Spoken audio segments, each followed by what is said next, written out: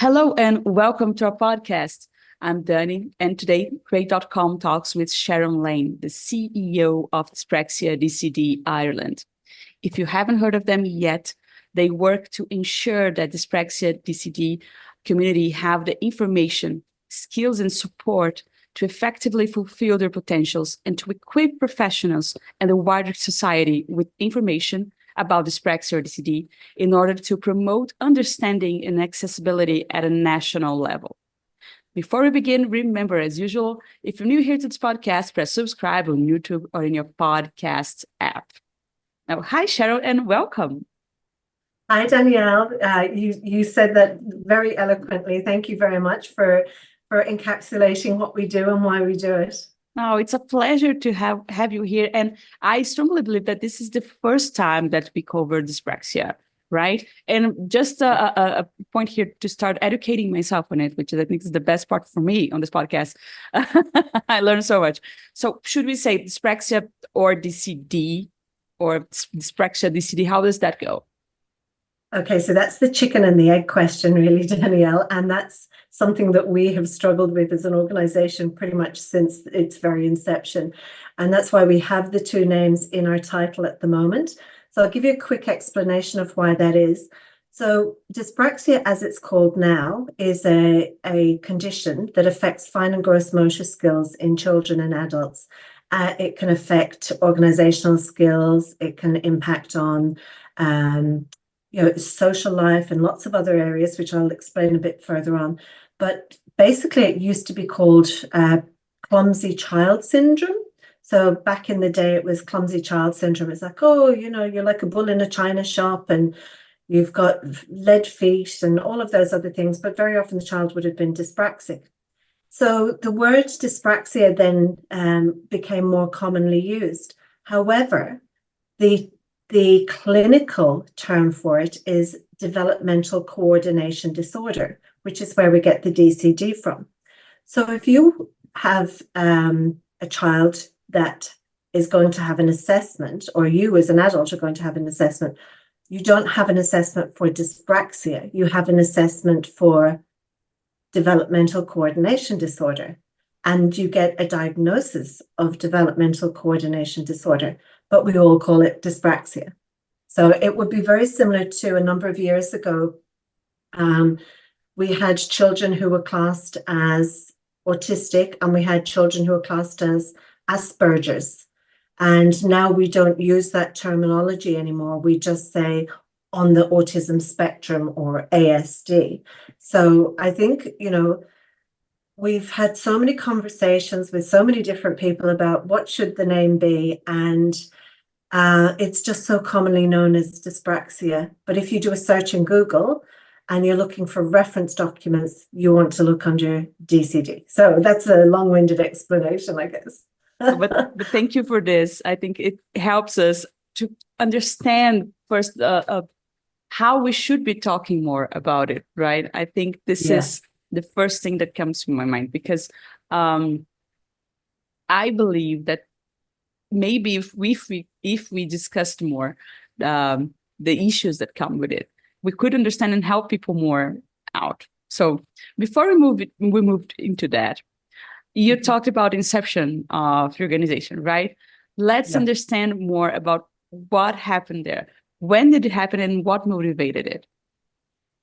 Okay, so Dyspraxia DCD Ireland, as we call ourselves now, was originally set up as the Dyspraxia Association of Ireland. So it was always a national organisation, or intended to be a national organisation.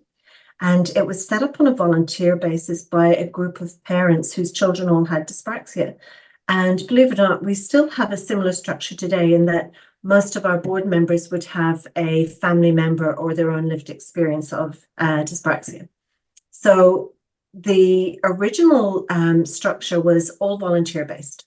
There were no staff members, it was only volunteers, and they were based in the Dublin region. So it's quite difficult to get word out and, to spread the word. And of course, use of computers and technology probably wasn't as advanced, and a lot of things were still done manually. So I think those early volunteers really, really made a mark in trying to establish this organization. And it has grown with those values. It's grown with the same values, that it's about helping people and supporting people. So over the years since establishment, we've had a number of changes in the organization. We are still very small. There's only 2 full-time staff and 1 part-time staff member. And we're still national, although we do support people in Northern Ireland and the UK. We used to, in our early days, get a lot of support from the Dyspraxia Foundation in the UK.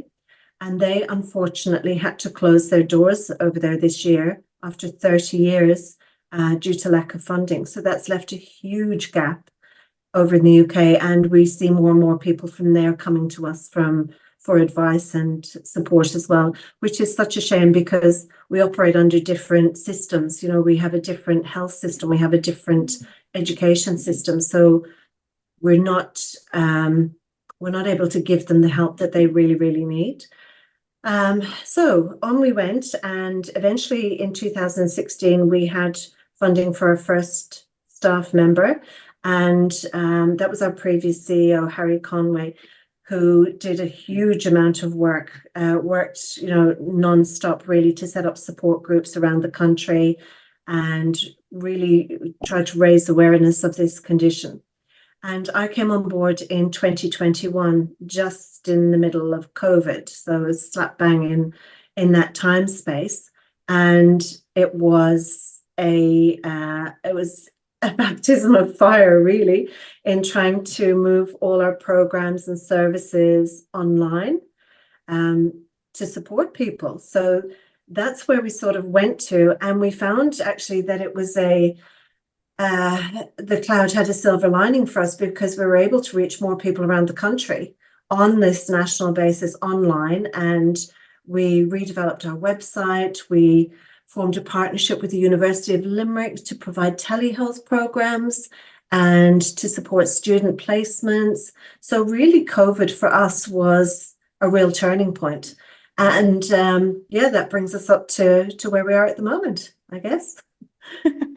Well, yeah, I always feel like energized when people take a tough situation like COVID and see it as a turning point, right? Because it was terrible, but also brought us perspectives that we did not have before. Like, I believe this podcast even began during COVID, and we saw and hear a possibility to reach out so much people. So in this perspective, I'm actually glad to hear how you were able to thrive under these circumstances.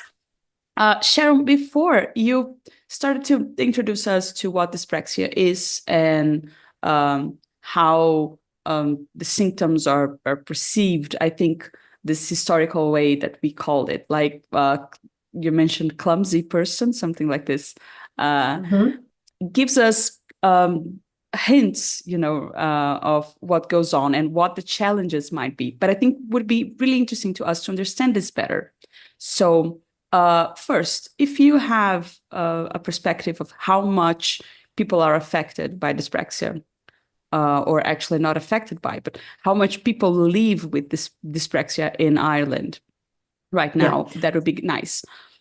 Okay, so again, over the years, dyspraxia wouldn't have had the same focus and the same amount of research directed towards it, such as other conditions like ADHD and autism spectrum disorder, primarily because there is no, with ADHD and with autism, there are medications that are available and people can take. So that warrants a lot of research to make sure you're doing it right.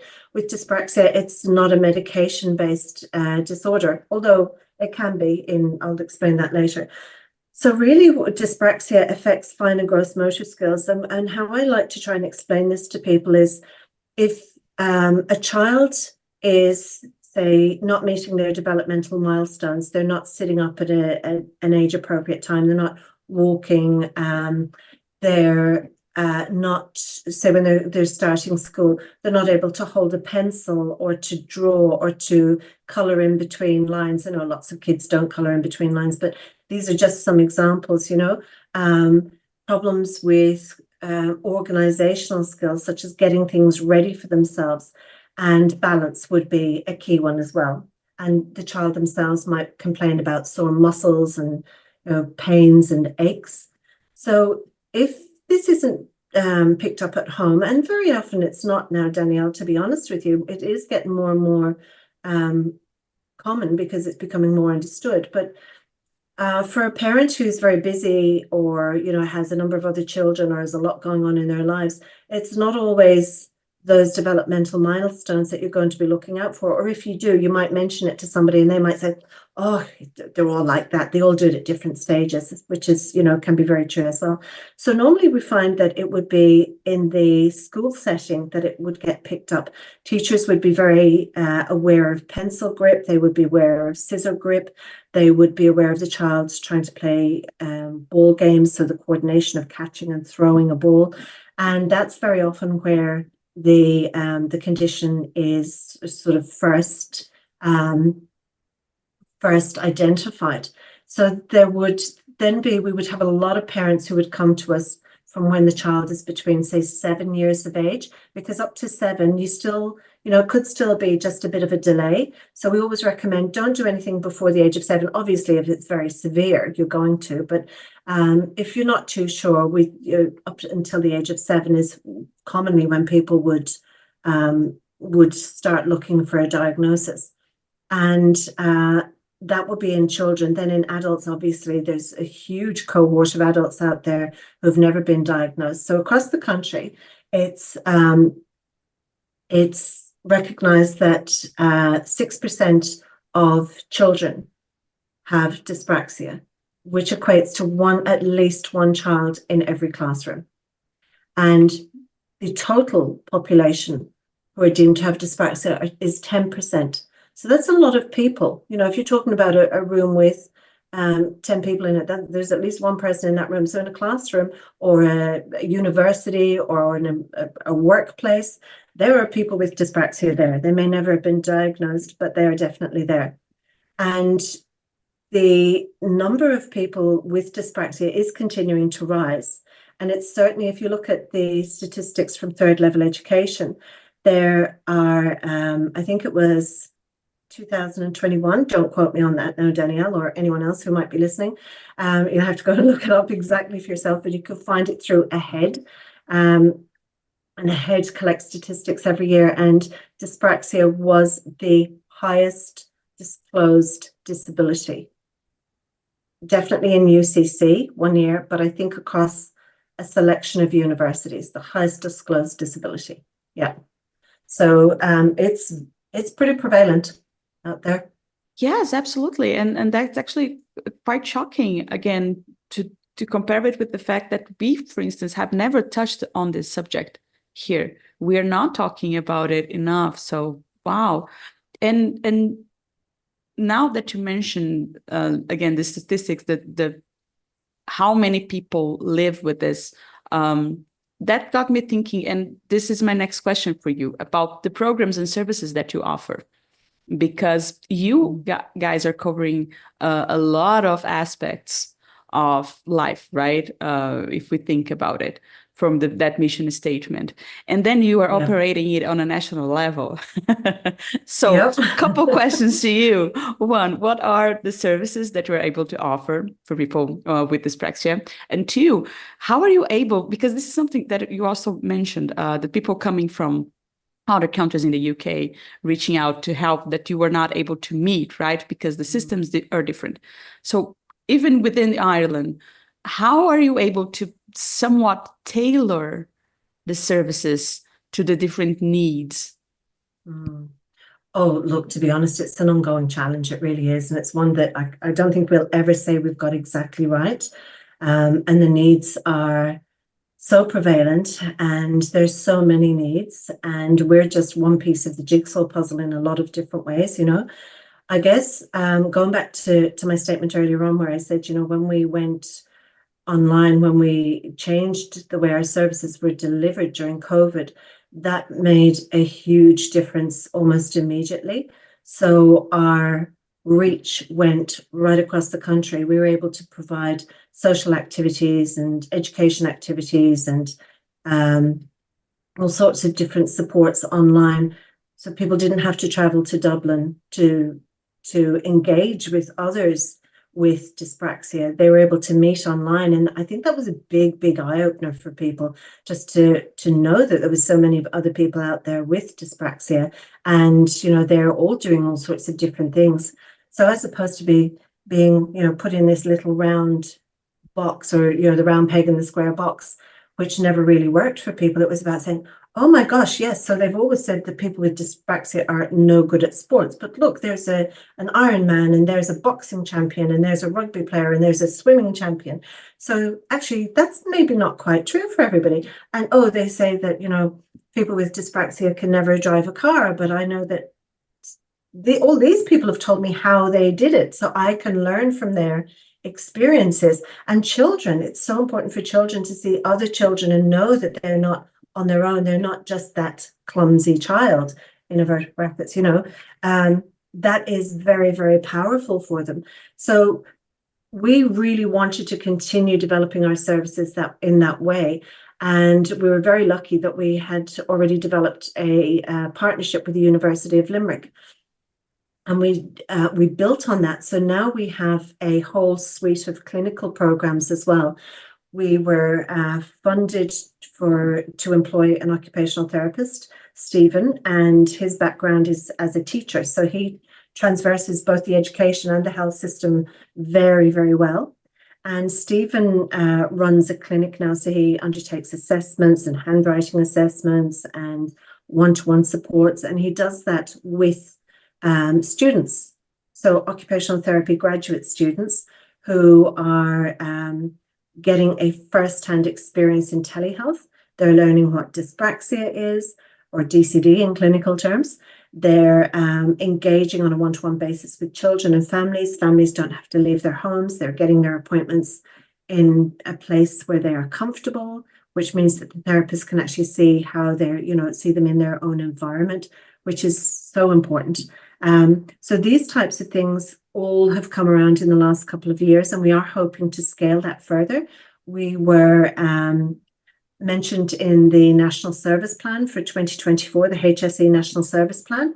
And so we're hoping that that will enable us to build the service provision fuller and to take on one or possibly even two more occupational therapists, because telehealth is the way of the future for so many people. They're comfortable with it. Parents, the number of parents who have said, oh my gosh, I didn't have to take a whole day off work. This is great. I didn't have to take my child out of school. This is great. So we have to go to where people are, and we have to provide services where they need them. And Dyspraxia DCD Ireland is a very person-centred organisation, and we're a very strength-based organisation. So we make sure that when we're working with people, that it's based on their goals and what they want to achieve, not what we think they should be achieving. Although, obviously within recommendations, I don't think the occupational therapist is going to go bungee jumping with anyone or too soon or anything like that. Exactly. So, that's just a small part of our service. Again, another big thing was we run an information and support line, and it's very busy. We only have a part-time employee looking after that. And we're very conscious that a lot of people who contact us would have perhaps just received a diagnosis for their child, and they might be in a bit of shock. They're certainly confused. Some people have never heard of dyspraxia before their child has been diagnosed. So we provide as much information and support as we can at that stage for people. And then we also have built a counselling service where we can refer people to our counselling service as well. And that has grown and grown, and it just goes to show the demand and the pressure on families. In February, March 2022, we started that with one trainee counsellor, psychotherapist.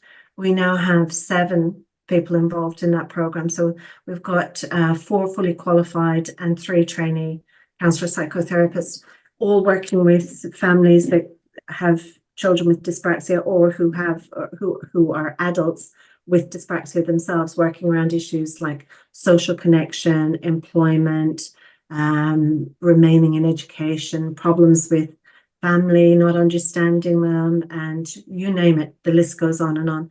So that's another big thing that we're very, very proud of, I think, because it's all voluntary. All the counsellors are voluntary. We put in voluntary hours. There's no funding for that particular program. And we just, we do what we can. We lobby, we advocate, we harass ministers as much as we can. So there's a lot that goes on, but we're also very, very well aware, Danielle, that there's a lot more that we need to do as well. Wow, but I am amazed by with the amount of things that you are able to do and how far you actually get to people, right? And I do think this possibility of having having peer help, right, through in your house, through the computer, through your phone, it's absolutely necessary sometimes. Especially with the way that we need to live our lives right now, right? It has to be fast. We are doing a lot of things. So having this possibility, it's definitely a great, great achievement of yours. So kudos on that. Thank you. Go on. It is something that, I just mentioned a couple of the things that we do there, but a big part of it that we're not getting to as much as we want to is the education space as well. So we do have training for clinicians in what dyspraxia and DCD are, because believe it or not, there's still a lot of people out there, even clinicians, who don't really know a lot about it or who aren't confident in working with people with dyspraxia.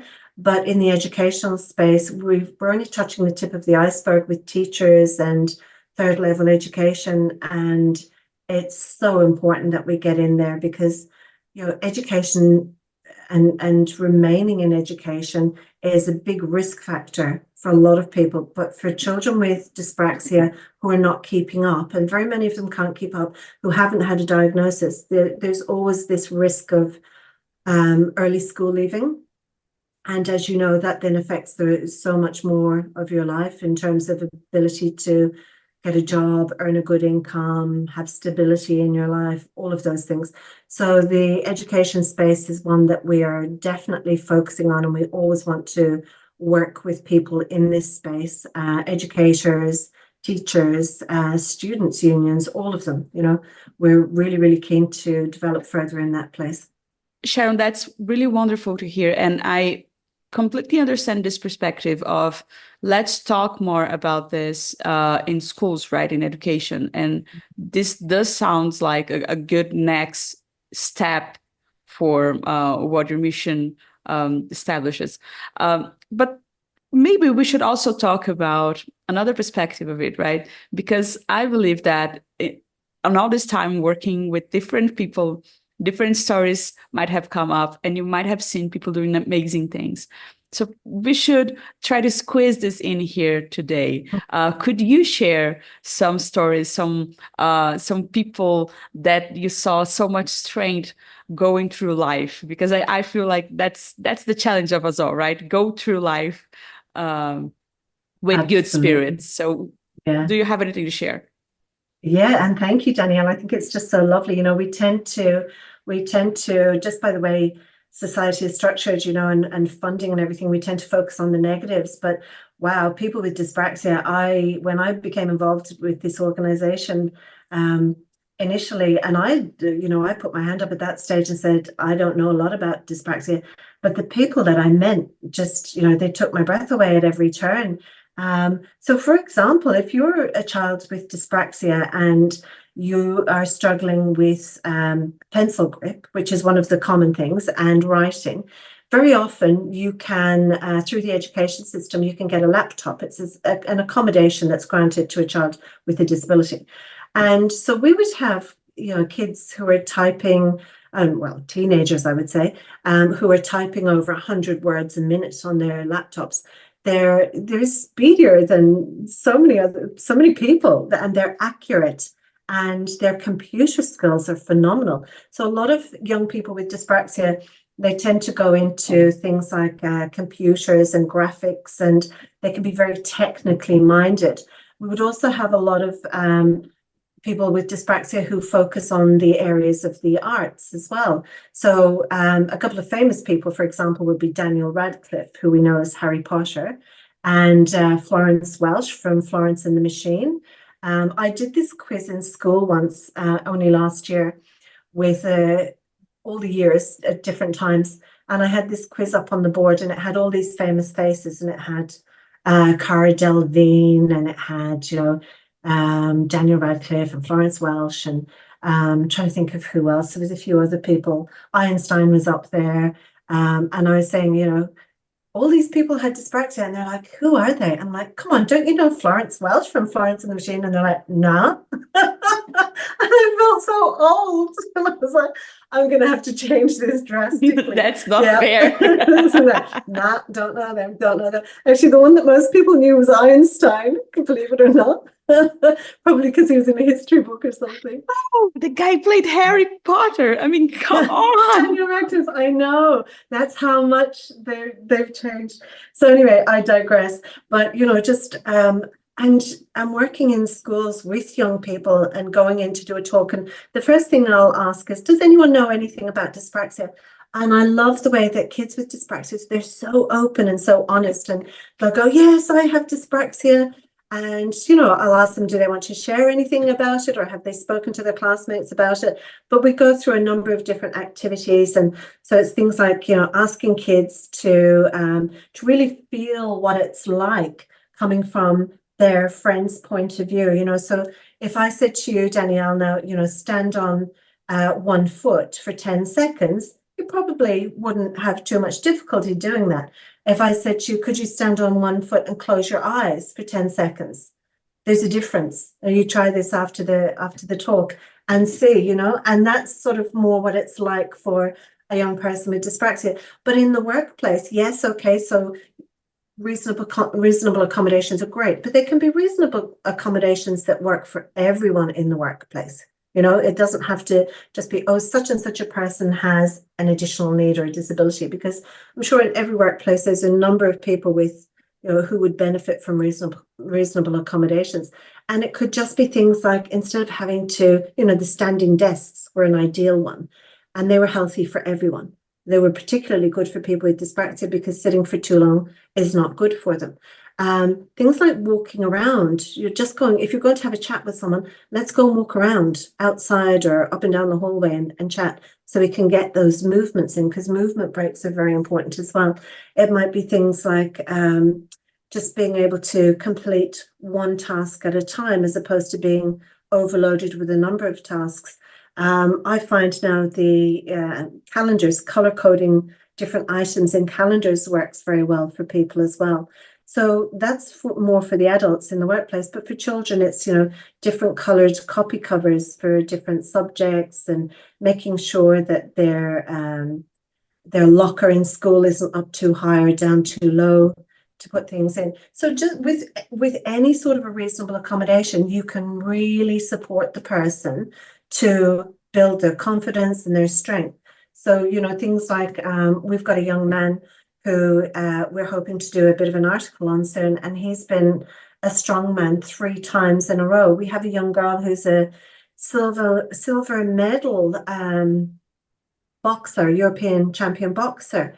We have a young man from Northern Ireland who's a silver medal swimmer. So rugby players, you name it. We can use examples of so many people who have strengths. And when I always say to people, they're saying, oh my gosh, my son and my daughter, they're going out into the workforce soon, and I'm so worried about them. And I'm saying, don't be, just think of it this way. They have so many soft skills that other people, that employers are crying out for. They have empathy, they're team players.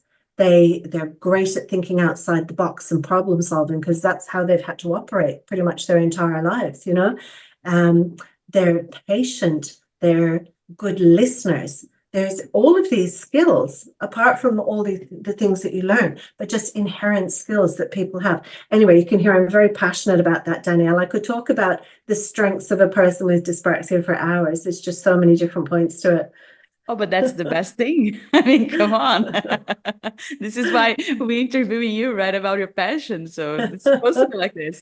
And I'm really happy that we talked about it because it makes a difference. It is another turning point, maybe, if we think about it. Yes. It's a Yeah. completely different way instead of looking at just the problems, just the challenges, just the issues, just the hard part. Let's go Yeah. for it, like thinking of how we can make and for the examples you gave, it's so easy. Like it's such Yes. simple things. It does not have to change the whole system, it can be No. little by little, right? So thank you It for can, this. and I think, that's where diagnosis, early intervention comes in as well. So first of all, for us as an organization, raising awareness, it's huge. Being able to raise awareness so that people get in there early and they identify, okay, this child needs something. What does this child need? And I'm going to give you another very quick example of a young boy who wasn't diagnosed. He was 13 years of age and had just started secondary school. And for, many people who will remember secondary school, you're going into this maze of a huge building and it's all noisy and you've got to run from one room to the other to make your next class, and sports are very different as well. And so this young man had an issue with tying shoelaces. Again, it's the coordination, the finger coordination. And of course, he's not going to wear Velcros or slip-ons to secondary school for PE. Well, I don't think it was allowed in his PE uniform anyway. So the teacher noticed that he seemed to be getting sick during sports class. And his mother noticed, well, they didn't put two and two together, but he was going home sick from school. And then there was school avoidance. So it was creeping in more and more and more. And he was getting very, very stressed out, and his parents were getting stressed out as well. And they couldn't figure out what was wrong with him. So they went to their GP, and they were looking at going down the road of, mental health, et cetera, et cetera. And I think it may have been the teacher who suggested perhaps seeing somebody for, because she picked up that it was avoidance around sports in particular. And so he came for an assessment, and before he even had the assessment, from talking to the occupational therapist, he revealed, which he hadn't revealed to his parents because he was too embarrassed, that he couldn't tie his shoelaces, therefore he couldn't put on his runners for sports. So he was avoiding sports. And that could have led him down an entirely different path if if something hadn't been picked up and done on time. The school avoidance, the anxiety around it, where that could have led, you just don't want to think about. So early intervention, people identifying things, being curious about the child, exploring with them, what might this be, and being, for the child or a young person or older adult even, being in a safe environment where they can say, okay, I can't button my shirt up. I can't apply makeup. I can't shave. I need help with this. There's some of the things with a person with dyspraxia deals with, and I can't overestimate enough the importance of getting support to do this. You shouldn't. Now I'm going to tell people to go to your page because we covered some ground here. We talked about some aspects of it, but everyone can get much more information from it. So the page is dyspraxia.ie. You're going to have the link to it on the description of the episode, so it's easy for you guys to find. And now, Sharon, I feel like the question we need to go to now is, how can everyone listening or watching us on YouTube help you guys keep moving forward? How can people get involved? Okay, so I would say, yeah, that's all right. Sorry, just for the final question, and then we go back. That's no problem. So I guess what I would say to people, and really encourage people, please go to our website, read up on the indicators of dyspraxia.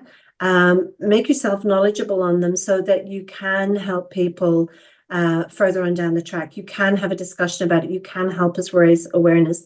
We're a very small organization. We have some amazing volunteers, our board members and our members, but we need everyone in the country to be talking about dyspraxia and raising awareness on our behalf. You'll see on our page that there's multiple ways of getting involved. You can email us with any questions or queries.